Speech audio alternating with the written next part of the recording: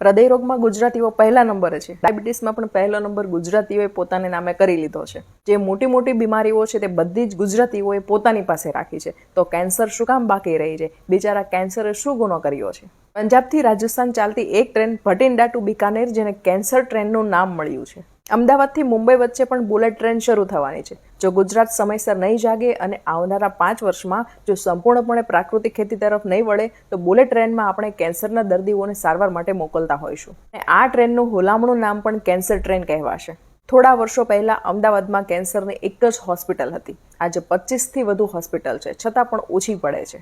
આમ તો ગુજરાતે ચેતવાનો, ચોંકવાનો અને સુધરવાનો રિવાજ સાવ જ કાઢી નાખ્યો છે. ઘરે ઘરે કેન્સરના ખાટલા હોય એ દિવસો દૂર નથી. કેન્સર કોમન થઈ રહ્યું છે. ગુજરાત કેન્સર રિસર્ચ સોસાયટીમાં દરરોજ 20 થી 30 કેન્સરની સર્જરી થાય છે. આખા ભારતમાં કેન્સરમાં ગુજરાત પહેલા નંબરે છે. અને હોય જ ને, કારણ કે ગુજરાતીઓને પહેલા નંબર સિવાય બીજું કંઈ ફાવતું જ નથી. કેન્સર માટે કેમિકલ વાળો ખોરાક ખૂબ જવાબદાર છે. એમ કહો ને કે આપણે અત્યારે રોજ ઝેર જ ખાઈએ છીએ. આપણી ખેતીની જમીનો અને ખેતીની પદ્ધતિઓ ઝેરીલી થઈ ગઈ છે. જંતુનાશક દવાઓ, રાસાયણિક ખાતરો અને પ્રચુર કેમિકલ્સને કારણે ખોરાકમાં ઝેર વ્યાપી રહ્યું છે. કેમિકલની મદદથી ખેડૂતો 10 થી 15 ગણો પાક લઈ રહ્યા છે. અમુક દવા તો એવી આવે છે કે શાકભાજીના કોઈ પણ છોડ પર છાંટવામાં આવે તો દર 3 દિવસે પાક મળે અને શાકભાજીનું કદ 2 થી 3 ગણું વધી જાય છે. કેમિકલના પ્રતાપે શાકભાજી અને ફ્રૂટ્સને તાજા દેખાડવા માટે કલર ચડાવવામાં આવે છે. શું આપણે હવે શાણા ગુજરાતીઓ નથી રહ્યા? કેન્સરની સામે ઝૂકવાને બદલે તેને ઝુકાવવું પડશે. એના માટે શું કરી શકાય? પહેલું કે ગુજરાતમાં માંડ 5% જમીનમાં પ્રાકૃતિક ખેતી થતી હશે.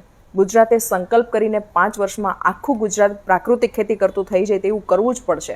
આના માટે ખેડૂતો પણ તૈયાર છે, પણ સૌથી મોટી જવાબદારી લોકોની છે. બીજું છે વ્યસન છોડો. જૂની પેઢી દારૂથી સંતોષ માનતી હતી, પરંતુ નવી પેઢીને તો વ્યસનોમાં પણ વિવિધતા જોઈએ છે. ફેશન, દેખાદેખીથી, વટ મારવા, અણસમજથી, કુસંગથી વ્યસનો કરે છે. આમાં છોકરીઓ અને મહિલાઓ પણ સહેજે પાછળ નથી. સમૃદ્ધ અને સુખી ગણાતું ગુજરાત વ્યસનોના ભરણામાં ક્યારનું આવી ગયું છે.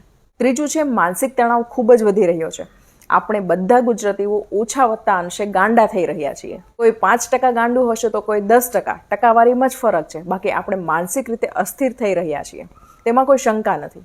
આખો સમાજ મેન્ટલ હોસ્પિટલ બની રહ્યો છે. સંપૂર્ણ સ્વસ્થ વ્યક્તિ દિવસે દીવો લઈને શોધવા જઈએ તો પણ મળે કે નહીં તેવી સ્થિતિ છે.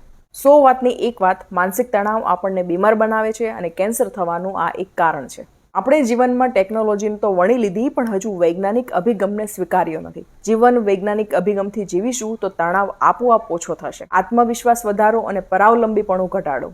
તો ચાલો કેન્સરને હંફાવીએ, કેન્સરને હરાવીએ અને કેન્સર આખા ગુજરાતને સર કરી લે તે પહેલા તેને ભગાડીએ. ઓછામાં ઓછા 1000 લોકો આ વિડીયો શેર કરશે તો પણ આખા ગુજરાતમાં આ વાત લોકો સુધી પહોંચતા વાર નહીં લાગે. માટે શેર કરજો.